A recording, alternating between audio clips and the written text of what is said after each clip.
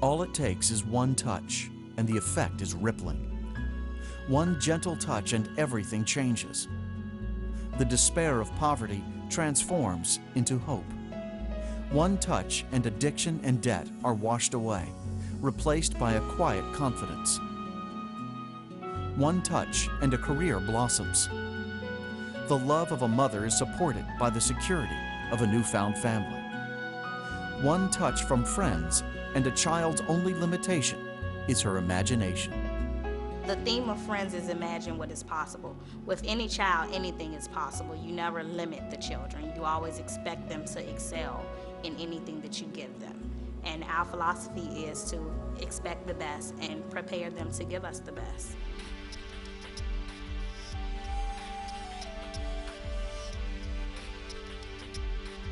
You think butter's in here? It's called whipping cream. Say whipping cream.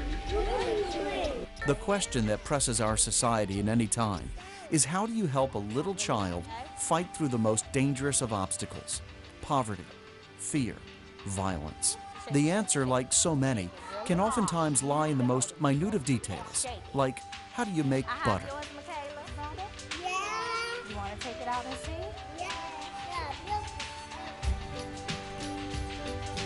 Ooh, yours is almost buttered, Johnny. You should keep shaking. Okay, let's see nice and quiet. Friends Association for Children is proving every day that you can create an oasis of learning and build a foundation of individual success no matter what surrounds you. Where there might be discomfort and uncertainty outside of our walls, within there's pleasure, there's support, there's encouragement, there's opportunity. And so it's back to that theme. Whenever a person becomes a part of us, we would want to make sure that the impact is life-changing. There was a time not too long ago that Elaine Taylor Johnson could never imagine a life beyond addiction and debt. I was an addict, fresh in recovery, maybe 2 or 3 years clean. I was living in public housing, and I was kind of wandering around, not really knowing where to begin my life all over again. What do you think the employer's looking for when they finally call you in? Elaine took part in the Friends Leadership and Career Advancement Program. This is a place where people in the community seek out and find direction, from relationships to parenting to the task of finding a job. The effect on the people who commit themselves to this program is profound. And I met with the vice president Wednesday for my second interview, and they hired me. One of the sessions we did a collage, and they said, we want you to, close your eyes and dream and see what your life will be 5, 10 years from now. And I was like, whoa, I had never thought that far, So I said, okay, and I remember putting a house down there because I lived in public housing. I didn't know how I was going to get out, but I knew I wanted a house for my children. I wanted a safe environment. I wanted a porch. I grew up with a big porch with chairs on it, and I wanted a porch. And I wanted trees in the backyard, and they were like, sit down, Elaine. Your life is not over. Your life has just begun. You can start your life over right today. You don't have to worry about all that stuff in your past, all that garbage, all of that craziness. You can start over right here, right now. What's in that bottle? Milk. Milk. Where did the milk come from? While Elaine was beginning the process of rebuilding her life, Belicia West was busy building a foundation for her life with the help of Friends Association for Children. I started out here at the age of 2, and I stayed until I went to 6th grade. I loved Friends. I remember all of my teachers. A lot of them are still here. A lot of them are now co-workers, so it's like a big family. This is a different environment, and we can show them worlds outside of the world that they see at home. We can give them resources that will prepare them not only for their neighborhood, but for the world they will be entering once they leave their neighborhood.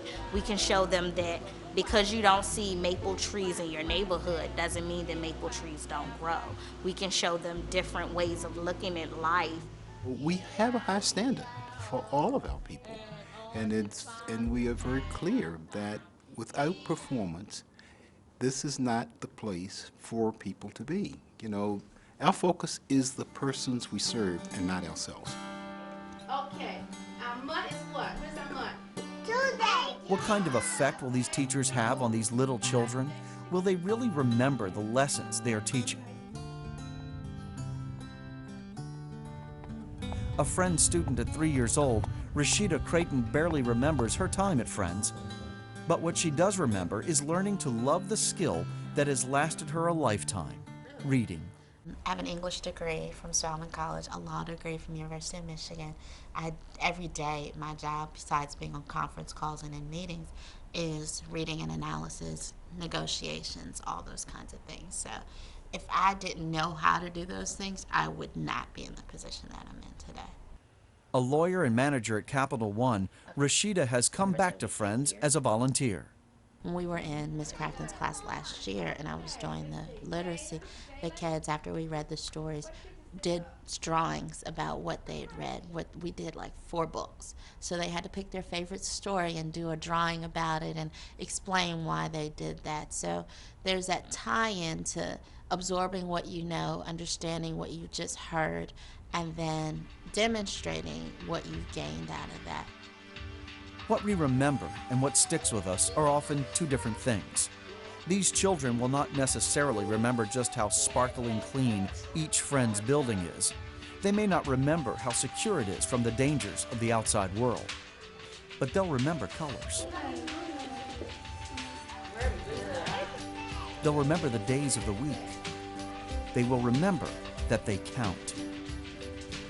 The children at Friends will no doubt also remember the sense of a man who graces their classrooms, providing a figure of gentle strength. They will remember a philosophy that has created an oasis in the desert since Lucy Good Brooks, a former Richmond slave, founded Friends as an orphanage in 1871. As a teacher, he's a great stability. He's always around. You always see him. He's not one of the type of people who are not in the centers. He's always in the centers. He's always around. The children love him. He comes around the corner and they're at the door, Mr. Purnell, Mr. Purnell. And he knows the children by name. He never just waves and goes on to another class. He always stops in. And he's like that for the teachers also. If you have an issue, you have a problem, you can always go and talk to him. To me, a hero is someone who, it's synonymous with a role model. It's somebody who you can see on a day-to-day basis, not the athletes, not the actors and singers and that kind of thing, but someone you see on a day-to-day basis who lives what they preach. What concerns me most is that parents are not necessarily setting those core benchmarks for kids, the do's and the don'ts, the expectations against the non-expectations. And I think that, some people might refer to it as old-fashioned parenting, but, what's old-fashioned about being polite? What's old-fashioned about saying thank you? What's old-fashioned about respecting elders or respecting peers? That's why Corey Harper drives more than 40 miles a day to drop off the most precious piece of her life, her son Ramel, and breathes easily, knowing he is with Friends. It's worth it to me because the school is so important to me.